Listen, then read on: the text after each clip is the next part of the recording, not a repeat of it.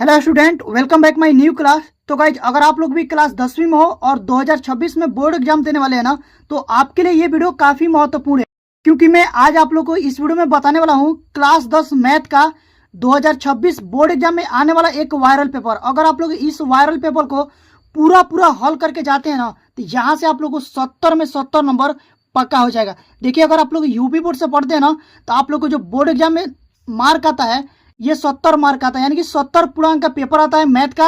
आप लोग 70 में 70 करके आओगे। तो अगर आप लोग इस कोड को, ये जो कोड याद रखना, 887 पीवी कोड को, ये वाला पेपर जो है 887 पीवी को हल करके जाते हो ना, तो यहाँ से आप लोग को 70 में 70 नंबर कंफर्म हो जाएंगे। तो अगर आप भी चाहते हैं बोर्ड एग्जाम में 70 में 70 नंबर लाना, तो इस वीडियो में अंत तक बने। इस पेपर का सब्जेक्टिव प्रश्न जो 50 नंबर के आते हैं ना, वो सब कुछ मैं आप लोग इस वीडियो में कराने वाला हूं। तो आप लोग वीडियो में बने रहे और वीडियो को अंत तक देखें, तभी आप लोग को 70 में 70 लाने की सपना पूरा हो सकता है।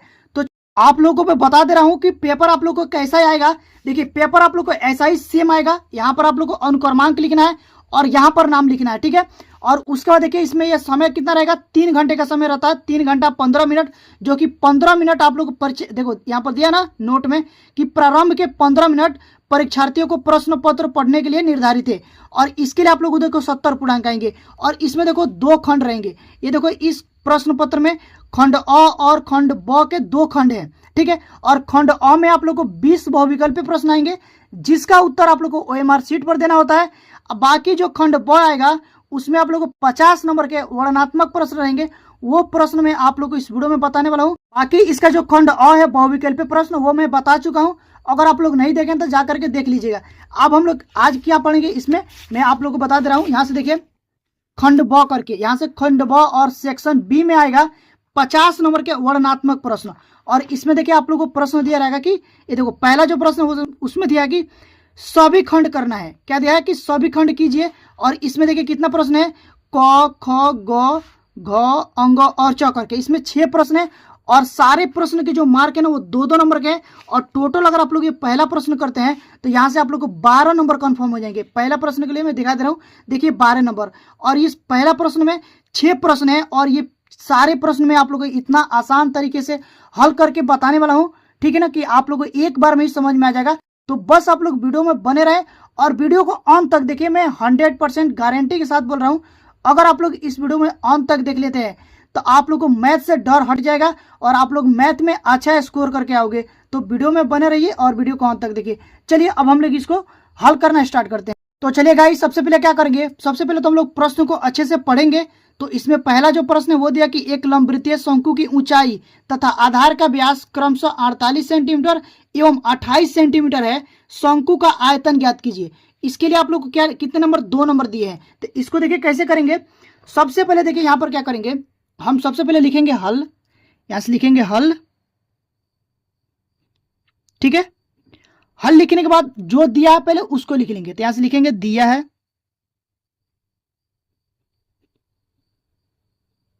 दिया है। देखो क्या क्या दे दिया है, इसमें दिया कि एक लंबवृत्तीय शंकु की ऊंचाई तथा आधार का व्यास दे दिया है 48 सेंटीमीटर एवं 28 सेंटीमीटर। तो वो लिख लेते हैं। यहां पर लिखेंगे शंकु की ऊंचाई, शंकु की ऊंचाई, यानी कि h का मान दे दिया है 48 सेंटीमीटर, ठीक है। उसके बाद क्या दे दिया है, आधार का व्यास दे दिया है,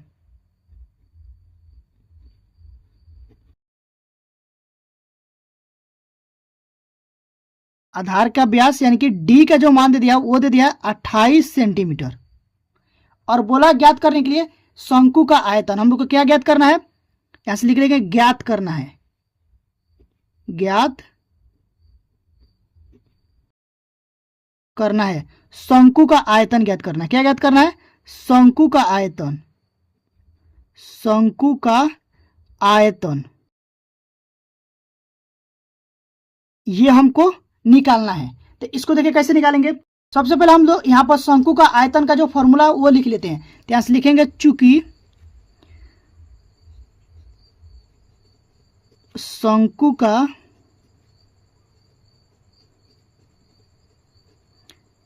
आयतन बराबर होता है 1/3 यहाँ से ये भी लिख दीजिएगा 1/3 पाई आर स्क्वायर एच। अब देखिए, अब यहाँ से हम लोग को तो एच मालूम है, पाई का मान हम लोग कुछ नहीं दिया था, 22/7 रख देंगे।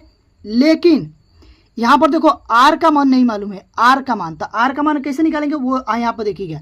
यहाँ से देखिए, चूंकि यहाँ पर दिया था, चूंकि ये दिया है ना आधार का व्यास, आधार का व्यास बोले या शंकु का व्यास, ठीक है ना।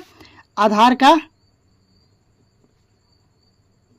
व्यास जो दे दिया ना डी का मान दे दिया कितना, 28 सेंटीमीटर, ठीक है। इसलिए त्रिज्या क्या हो जाएगी, देखो त्रिज्या क्या होता है, व्यास का आधा होता है, तो त्रिज्या आर बराबर यहाँ से हो जाएगा d/2, ठीक है। तो d का मान है 28, तो बट्टा में 2, इसको काटेंगे 2 एकम 2, और यहाँ से हो जाएगा 14 दूना 28, तो जो r का मान आएगा यहाँ से आ जाएगा 14 सेंटीमीटर। कितना आ जाएगा, 14 सेंटीमीटर। इसको डब्बे में बंद कर लेते हैं, ये r का मान आ गया। यहाँ से हम अब फॉर्मूला रखेंगे, ठीक है।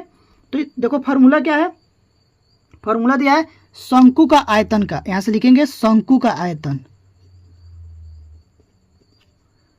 शंकु का आयतन v बराबर 1/3 पाई आर स्क्वायर एच, ठीक है। अब इसमें मान रखेंगे, तो यहाँ से देखिए, यहाँ से रखेंगे 1/3, पाई का मान कुछ नहीं दिया तो क्या रखेंगे 22/7, गुणा है तो गुणा, यहाँ पर आर स्क्वायर है, आर का मान है 14, तो यहाँ से हो जाएगा 14 का, ये हो जाएगा 14 का स्क्वायर, गुणे में एच का मान है 48, तो यहाँ से रख लेते हैं 48, ठीक है। तो यहाँ से देखिए, यहाँ से लिख देंगे 1/3 गुणे में 22/7 गुणे, ये देखो ये स्क्वायर में इसको 2 बार लिख सकते हैं, यहाँ से लिख सकते हैं 14 गुणे 14 गुणे में 48। अब देखिए इसको काट कूट करेंगे, तो यहाँ से कटेगा 3 एकम 3 और 16 48, ठीक है। 7 एकम 7, 7 दूनी 14, अब कुछ कटने वाला है नहीं। यहाँ से क्या लिखेंगे, यहाँ से हो जाएगा ये 22 गुणे में 2 गुणे में 14 गुणे में 16, ठीक है। अब देखिए, अब क्या करेंगे, यहाँ से हम लोग देखते हैं 22 दूना क्या हो जाएगा 44, ये हो जाएगा 44 गुणे में 14 गुणे में 16, इसको गुणा कराएंगे। अब देखिए 14 चौको 56, 56 का 6, हाथ में 5, फिर 14 चौको 56, 56 और 5 61 हो जाएगा, यहाँ से गुणे में 16। अब इसमें गुणा कराएंगे तो ये हो जाएगा 16 के 96, 96 के 6, ठीक है। हाथ में आया 9, 16 कम 16 और 16 9 25, 25 का 5, हाथ में आया 2, 16 के 96 और 96 और 2 98, तो यहाँ से हो जाएगा 98, तो ये आ जाएगा कितना 9856, तो यहाँ से लिखेंगे अतः शंकु का आयतन इतना क्यू हो जाएगा, ठीक है। तो यहाँ से लिखेंगे अतः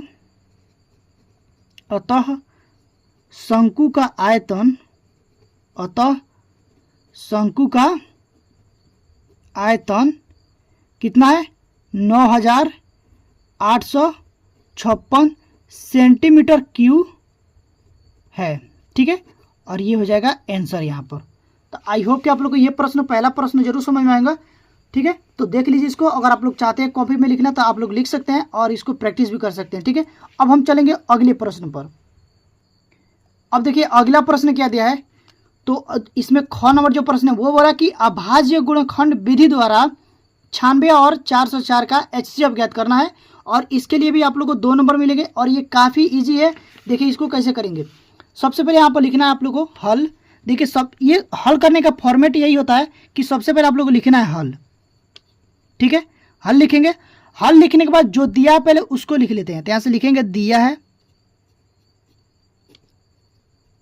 दिया है, यहाँ पर दे देखिए क्या दे दिया है, यहाँ से दिया है 96 और दे दिया है 404, ठीक है। और इसका बोला है अभाज्य गुणनखंड विधि से HCF ज्ञात करना। तो देखिए कैसे ज्ञात करेंगे, सबसे पहले हम इसको फैक्टर करेंगे दोनों को, तो यहाँ से कर लेते हैं 96 का, ठीक है।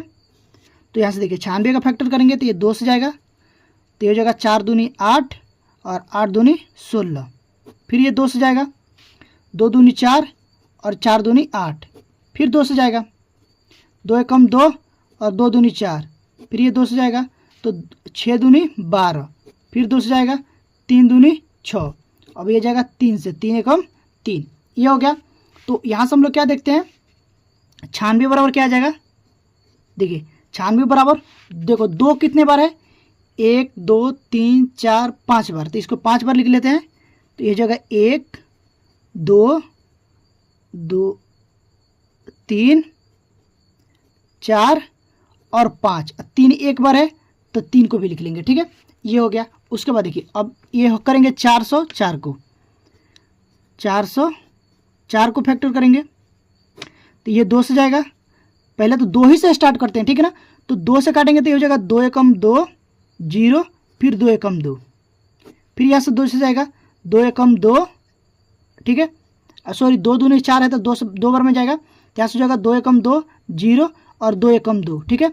अब देखिए ये जो 1 से 1 है सिर्फ 1 से 1 से ही कटेगा, तो यहाँ से लिखेंगे 101, तो ये हो जाएगा 1 बार में जाएगा, ठीक है। तो हम इसको ऐसे लिख सकते हैं, यहाँ से लिखेंगे 100 बोल रहा हूँ सॉरी 404 बराबर, इसको ऐसे लिख सकते हैं 2 गुणे 104। अब देखिए इसका निकालना हम लोग को HCF, तो HCF कैसे निकालते हैं वो आप लोग पहले समझिएगा ध्यान से। HCF का मतलब होता है कि जो दोनों में कॉमन हो, दोनों में, इन दोनों में कॉमन क्या है, देखो इसमें भी 2 है तो चलिए 2 से मिला देते हैं, ठीक है, यहाँ पर भी 2 है 2 से मिला देते हैं। क्या इसमें 101 है, कहीं पर भी नहीं है, नहीं है ना। देखो उसके बाद से यहाँ पर 2 है एक्स्ट्रा में, यहाँ 3 है 2 है, बाकी इसमें नहीं है। तो जो कॉमन है तो दोनों में कॉमन क्या है, ये 2 है, तो 2 मिल रहा है, तो यहाँ से लिख देंगे 2 गुणे में 2, तो यहाँ से आ जाएगा 4, तो ये हो जाएगा, यहीं से लिख देते हैं। यहाँ पर देखिए HCF 96 और 404 का वो कितना हो जाएगा, 4 हो जाएगा, ठीक है, और ये हो जाएगा आंसर। तो ये इसका आंसर हो गया। अब देखिए अगला इसके में के अगला जो प्रश्न है वो क्या बोला है, गौ नंबर ये दिया कि बिंदुओं -1,7 और 4,-3 को मिलाने वाली रेखाखंड को 2:3 के अनुपात में विभाजित करने वाले बिंदु का निर्देशांक ज्ञात कीजिए। तो इसको कैसे ज्ञात करेंगे वो आप लोग पहले सबसे पहले सीख लीजिए। यहाँ से देखिए सबसे पहले हम लोग देखेंगे क्या दिया है। तो यहाँ से देखिए ध्यान से, देखो 2 बिंदु दे दिया, मान लेते हैं एक बिंदु यहाँ पर है ए, इसकी जो निर्देशांक दी है वो दिया कि -1,7, ठीक है, और यहाँ पर मान लेते हैं कोई बिंदु है बी जिसका निर्देशांक दे दिया है 4,-3, ठीक है, और बोला कि इनको मिलाने वाली रेखाखंड को 2:3 के अनुपात में विभाजित करने वाले बिंदु का निर्देशांक ज्ञात करिए। तो हम मान लेते हैं यहाँ पर कोई बिंदु P है, ठीक है, जिसकी निर्देशांक x, y है, और ये जो बिंदु है ना इनको M1 अनुपात M2 में विभाजित करता है, यानी कि 2:3 में विभाजित करता है, ठीक है। ये तो हो गया आप लोग को डायग्राम। तो यहाँ से समझिएगा ध्यान से, ये होता है x1, ठीक है, और ये होता है y1, ये आप लोग होता है x2, ये x है, ठीक है, ये x2 और ये होता है y2, ठीक है ना। अब देखिए, और उसके बाद मैं यहाँ पर पहले लिख दे रहा हूँ, और यहाँ पर ये जो खंड होता है ना, ये वाला खंड, यहाँ से AP ये होता है M1, मान लेते हैं M1, और इसको मान लेते हैं M2, ये जो है BP खंड जो है वो M2 है। तो इसको लिखेंगे कैसे वो देखिए, बोर्ड एग्जाम में एक लिखने का एक फॉर्मेट होता है और तरीका होता है, सही तरीका, वो जानना आपके लिए बहुत ज़रूरी है। देखिए अगर आप लोगों को सही तरीका मालूम होगा ना तो आप लोगों को एक भी नंबर नहीं कटेगा। तो ये तो फिगर बनाएंगे ही, उसके बाद यहाँ पर लिखेंगे हल। हल लिखने के बाद जो दिया है पहले उसको लिख लेंगे। तो यहाँ से देखिए सबसे पहले तो हम लोग वो नहीं लिखते हैं, पहले लिखते हैं इसको, यहाँ से लिखेंगे माना, पहले ये जो फिगर बनाए उसको लिख लेंगे, लिखेंगे माना रेखाखंड, माना रेखाखंड AB को, माना रेखाखंड AB को बिंदु P बिंदु P M1 अनुपात M2 में विभाजित करता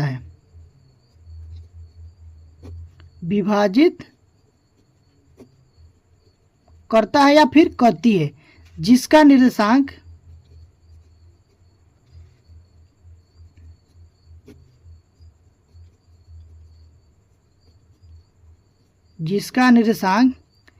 P x, y है।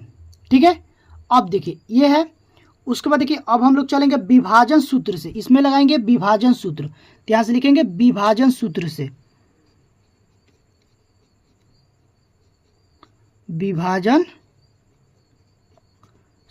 तो अब देखिए विभाजन सूत्र क्या होता है वो समझ लीजिए आप लोग। पहले देखिए अगर हम लोग को ये जो बिंदु P का निर्देशांक ज्ञात करना है x, y, तो अगर आप लोग इसको ज्ञात करने के लिए क्या फार्मूला होगा, x, y बराबर हो जाएगा, यहाँ से देखिए ये होता है x2 m1 plus m2 x1 बटा में m1 प्लस m2 कॉमन लगता है। फिर उसी प्रकार से होता है यहाँ पर y2 m1 plus m2 y1 बटे में m1 प्लस m2, ये फॉर्मूला होता है। ठीक है ना। तो अगर मान लीजिए हम लोग को x ज्ञात करना है, तो x ज्ञात करने के लिए आप पहले ये वाला लेंगे और y ज्ञात करने के लिए ये वाला लेंगे। तो सबसे पहले क्या करते हैं, पहले x वालों को ले लेते हैं। ठीक है, तो देखिए हम लोग पहले x वालों को ले लेंगे।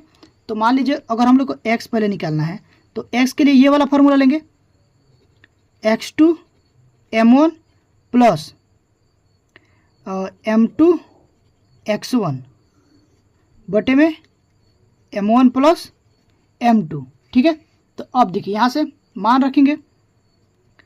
अब देखो x2 का मान कितना है, x2 का मान है 4, तो यहाँ से रखेंगे 4 गुणे में m1 का मान 2 है, तो यहाँ से रख देंगे 2, प्लस है तो प्लस m2 का मान है 3 गुणे x1 का मान कितना है -1, तो यहाँ से रखेंगे -1 बटे में m1 प्लस m2 है, तो m1 का मान है 2 और m2 का मान है 3, ये रख देंगे। इसको हल करेंगे। अब देखिए यहाँ से क्या आ जाएगा, 4 दूनी 8 प्लस ये हो जाएगा 3 एकम 3, तो माइनस में है, तो माइनस में 3 एकम 3 हो जाएगा, बटे में 3 और 2 5, तो यहाँ से क्या आ जाएगा 8 प्लस माइनस माइनस, ये हो जाएगा 3 बटे में 5। ठीक है, तो ये आप लोग आ जाएगा, यहाँ से 8 में से 3 को घटाएंगे, यहाँ से बचेगा 5 बटे में 5, काटेंगे तो ये जाएगा 1। तो x का जो मान आएगा वो आ जाएगा 1। x का मान कितना आ गया, 1 आ गया है। ठीक है, x का मान 1 आ गया है। अब हम लोग को y का मान ज्ञात करना है। ठीक है, चलिए मैं इस पर ज्ञात कर लेता हूँ y का मान। तो यहाँ से लिखेंगे y बराबर, तो y बराबर ये वाला फार्मूला लगेगा, तो हो जाएगा y2 m1 plus m2 y1 बटे में m1 प्लस m2। ठीक है, अब इसमें मान रखेंगे। अब देखिए y2 का मान कितना है -3, तो यहाँ से रखेंगे -3 गुणे m1 का मान है 2, तो यहाँ से रख लीजिए 2, प्लस है तो प्लस m2 का मान है 3 और y1 का मान है 7, तो यहाँ से रख देंगे 7 बटा m1 है 2 और m2 है 3। इसको चलिए हल करते हैं। तो ये हो जाएगा माइनस में 3 दूनी 6 और ये हो जाएगा प्लस में 7 त्रिकी 21 बटे 5। देखो 21 में से जब 6 को घटाएंगे तो यहाँ से क्या बचेगा, यहाँ से बचेगा 15 और यहाँ से हो जाएगा 15 बटा 5, काटेंगे 5 एकम 5 और ये हो जाएगा 5 तिया 15। तो y का जो मान आ गया ना वो आ गया 3। ठीक है, तो देखो y का मान 3 आ गया है और x का मान कितना है, यहाँ से देखो अभी निकालेंगे, x का मान 1 निकाले हैं, तो x का मान 1 निकाले हैं और y का मान 3। तो ये जो बिंदु होगा P, ये कितना हो जाएगा, x के जगह पर 1 रख देंगे और y के जगह पर 3, तो x को मान 3 आ जाएगा। तो इसको हम लिखेंगे कैसे वो देख लीजिए। यहाँ से लिखेंगे अतः बिंदु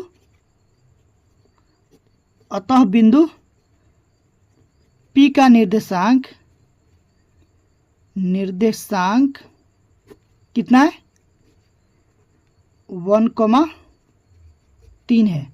ठीक है, और ये हो जाएगा यहाँ पर आंसर। तो आई होप कि आप लोग को ये भी प्रश्न जरूर समझ में आएंगे। अगर आप लोग को ये सारे प्रश्न समझ में आ रहा है और वीडियो अच्छी लग रही हो तो प्लीज़ वीडियो को लाइक करिएगा।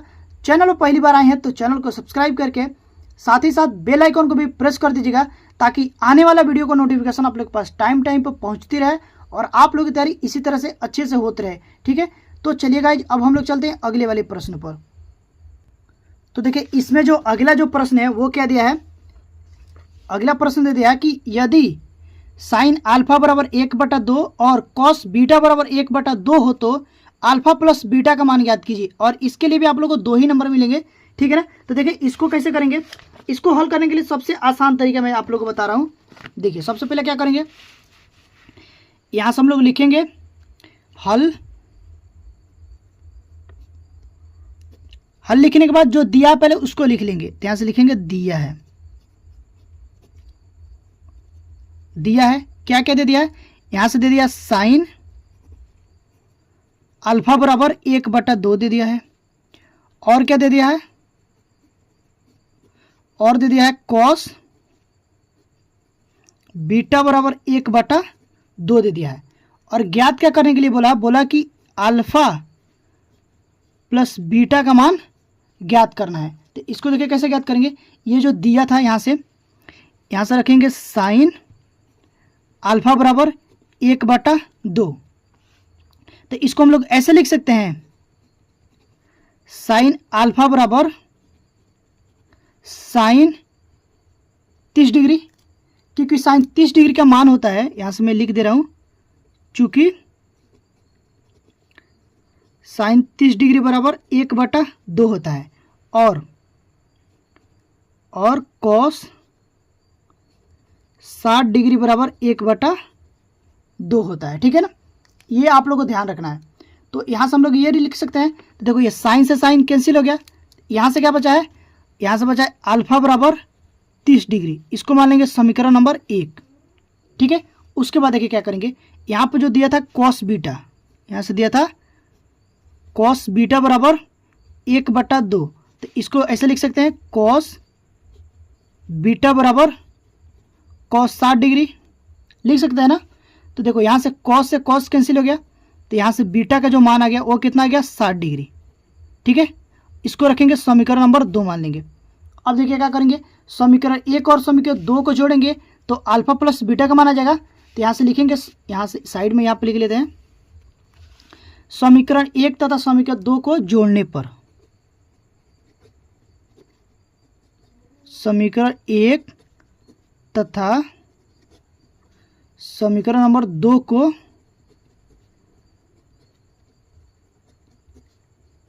जोड़ने पर, चलिए इसको जोड़ते हैं। तो देखो ये इस साइड वाला इस साइड के साथ जुड़ेगा, तो अल्फा बीटा के साथ जुड़ेगा, तो यहाँ से हो जाएगा अल्फा प्लस बीटा बराबर, इधर क्या है, ये हो जाएगा 30 डिग्री प्लस 60 डिग्री। तो यहाँ से जो अल्फा प्लस बीटा का मान आ जाएगा वो आएगा 30 और 7 90 डिग्री। ठीक है, ये हो जाएगा आंसर। अल्फा और प्लस बीटा का मान बोला था ज्ञात करने के लिए, और हम लोग आसानी से इसको ज्ञात कर लिए। ठीक है, और यहाँ से हम लोग लिख देंगे आंसर। तो इतना तक आप लोग जरूर समझ गए। अब देखिए चलेंगे हम लोग अगले वाले प्रश्न पर। तो इसमें देखिए अगला जो प्रश्न है वो क्या दिया है, अंग नंबर प्रश्न ये दिया कि बिंदु P -6,8 की मूल बिंदु से दूरी ज्ञात करना है। ठीक है, तो देखिए मूल बिंदु से दूरी कैसे ज्ञात करते हैं, चलिए इसको हम लोग हल करते हैं। तो यहाँ से एक बिंदु दे दिया है, बिंदु P दे दिया है, तो यहाँ से लिखेंगे हल। ठीक है, हल लिखने के बाद जो दिया है पहले उसको लिख लेंगे, दिया है, देखो दे दिया है बिंदु P दे दिया है,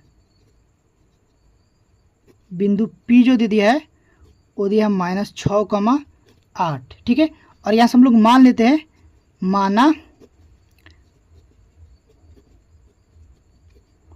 मूल बिंदु का निर्देशांक मूल बिंदु का निर्देशांक जिसे मान लेते हैं Q 0,0 है। ठीक है, तो अब इन दोनों बीच की दूरी ज्ञात करें, इन दोनों बिंदुओं के बीच की दूरी। तो कैसे ज्ञात करेंगे, यहाँ से लिखेंगे ये वाला सूत्र लगाएंगे, दो बिंदुओं के बीच की दूरी के, तो यहाँ से लिखेंगे पी व क्यू, यहाँ से लिखेंगे पी क्यू लिख ले, पी क्यू की बीच की दूरी, चूंकि पी क्यू की बीच की दूरी, ठीक है। ठीक है, तो इसको ये क्या हो जाएगा, यहाँ से हम लोग ये जो सूत्र होता है ये होता है x2 माइनस x1 का whole square plus y2 minus y1 का होल स्क्वायर। अब देखिए यहाँ से जो बिंदु दोनों दिया था ना, यहाँ से मैं साइड में लिख ले रहा हूँ, तब आप लोग को अच्छे से समझ में आएगा। यहाँ से मान लेते हैं ये बिंदु P है, तो ये दिया है माइनस में 6,8, ठीक है, और यहाँ पर ये Q है, तो इसको हम लोग मानेंगे 0,0, ये मूल बिंदु माने हैं, ठीक है। अब देखिए क्या करेंगे, ये होगा x1, ये y1, ये हो जाएगा x2 और ये y2। अब इसमें मान रखेंगे, तो जब इसमें मान रखेंगे तो देखिए क्या हो जाएगा, x2 कितना है 0, तो यहाँ से हो जाएगा 0 माइनस x1 कितना है माइनस में 6, ठीक है, और ये हो जाएगा इसका होल स्क्वायर, प्लस है तो प्लस, y2 कितना है 0 है, 0 माइनस यहाँ पर y1 कितना है 8, तो ये हो जाएगा 8 का होल स्क्वायर। अब देखिए यहाँ से क्या होगा, यहाँ से हो जाएगा 0 और ये माइनस माइनस प्लस हो जाएगा 6, इसका होल स्क्वायर प्लस ये हो जाएगा माइनस में 8 का होल स्क्वायर, तो यहाँ से हो जाएगा 6 का स्क्वायर प्लस 8 का स्क्वायर, ठीक है।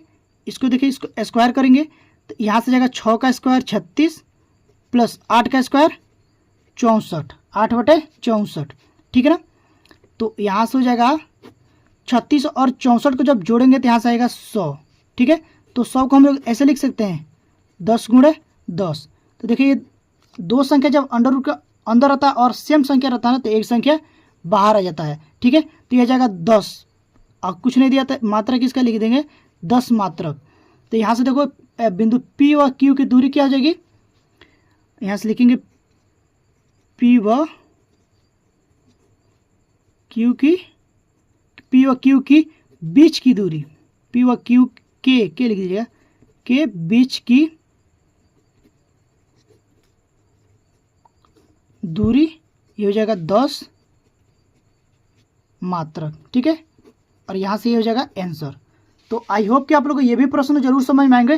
देखिए ये सारे प्रश्न 2 नंबर का है, तो आप लोगों के लिए ज़्यादा ऐसा नहीं करना है, जैसे जितना बोला एग्जाम में बस उतना ही करना है, ठीक है। अब हम लोग चलेंगे अगले वाले प्रश्न को।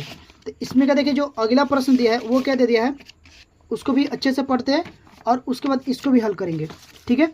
तो देखिए इसमें का जो 4 नंबर प्रश्न है वो देखिए क्या दिया है, दिया कि सिद्ध कीजिए कि कॉट ए माइनस में कॉस ए बटा cot A plus cos A बराबर कोसेक ए -1 बटे में कोसेक ए +1, ये सिद्ध करना है। तो इसको देखिए कैसे सिद्ध करेंगे। सबसे पहले आप लोगों को मैं बता दूं, ये होता है आप लोग को LHS और इसको बोलते हैं RHS। तो सबसे पहले हम लोग क्या करेंगे, LHS को लेकर के हल करके RHS दिखाएंगे। तो यहाँ से लिखेंगे हल, और ये ले लेते हैं LHS यानी कि बायां पक्ष, LHS। तो LHS क्या है, यहाँ से दिया है cot A minus cos A, ठीक है, बटा cot A plus cos A. इसमें मान रखेंगे, सॉरी बोल रहा हूँ मान रखेंगे, देखो ये इसका मान रखेंगे। कॉट ए का मान क्या होता है, पहले मैं यहाँ पर आप लोग को लिख दे रहा हूँ। देखिए कॉट ए बराबर होता है कॉस ए बटे में साइन ए। और एक चीज़ मैं और लिखा दे रहा हूँ, देखिए 1 बटा साइन ए बराबर होता है कोसेक ए। ये ध्यान में रखिएगा, इसमें यूज होगा, ये फॉर्मूला होता है। तो यहाँ से हम लोग क्या करेंगे, कॉट ए का मान क्या रखेंगे, कॉस ए, यहाँ से रखेंगे कॉस ए बटा साइन ए, ठीक है। यहाँ माइनस है तो माइनस लगाएंगे, और ये कॉस है तो इसको ऐसे लिख लेते हैं कॉस है, ठीक है। ये पूरा बटा है तो पूरा बटा लगाएंगे। यहाँ से इसका मान रखेंगे तो ये हो जाएगा कॉस ए बटा यहाँ से साइन ए। यहाँ पर प्लस है तो प्लस यहाँ से हो जाएगा कॉस ए। अब देखिए ध्यान से देखिएगा कि इन दोनों में कॉमन क्या है, कॉस ए कॉमन है, तो यहाँ से कॉस ए कॉमन ले लेते हैं। तो जब कॉस ए कॉमन लेंगे तो यहाँ से क्या बचेगा, एक बचेगा और नीचे में साइन ए माइनस कॉस से बाहर आ गया तो यहाँ से बचेगा 1। ठीक है, पूरा ये बटे में है तो पूरा बटा लगा देंगे। फिर नीचे भी यहाँ पर कॉस से कॉमन है तो कॉस से कॉमन ले लेते हैं। तो जब कॉस से कॉमन ले जाएगा तो यहाँ से बचेगा 1 और ये हो जाएगा 1 बटा साइन ए। प्लस है तो प्लस, देखो कॉस से बाहर आ गया तो यहाँ से क्या बचेगा, 1 बचेगा। ठीक है, अब देखिए यहाँ से देखो दोनों बटे में कॉस से कट जाएगा। फिर बचा क्या, यहाँ से बचा है 1 बटा साइन ए माइनस 1, पूरा बटा लगाएंगे। यहाँ से बचा 1 बटा साइन ए प्लस 1। देखिएगा ध्यान से, 1 बटा साइन ए बराबर क्या होता है, कोसेक ए। तो 1 बटा साइन ए की जगह पर हम कोसेक ए रख सकते हैं, बिल्कुल रख सकते हैं। ठीक है, तो यहाँ से रखेंगे कोसेक ए और यहाँ से -1 है तो -1 बटा, इसको भी इसके जगह पर 1 बटा साइन ए की जगह पर लिख देंगे कोसेक ए प्लस 1। ठीक है ना, तो देखो ये आ गया RHS। हम लोग LHS को हल करके RHS दिखा दिए हैं।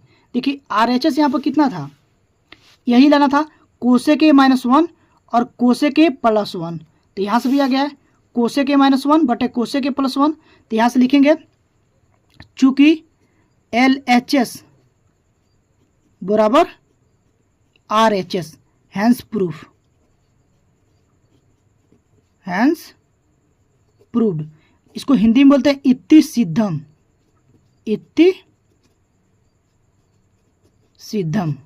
ठीक है, तो उम्मीद करता हूं कि ये जितना प्रश्न मैं आप लोगों को बताया हूं इस पेपर का वो आप लोगों को समझ में आएंगे। अगर आप लोगों को वीडियो अच्छी लगी हो तो वीडियो को लाइक करके चैनल को सब्सक्राइब जरूर करिएगा और साथ ही साथ बेल आइकन को भी प्रेस कर दीजिएगा ताकि आने वाला वीडियो का नोटिफिकेशन आप लोग के पास टाइम से पहुंचती रहे और आप लोग की तैयारी अच्छे से हो पाए।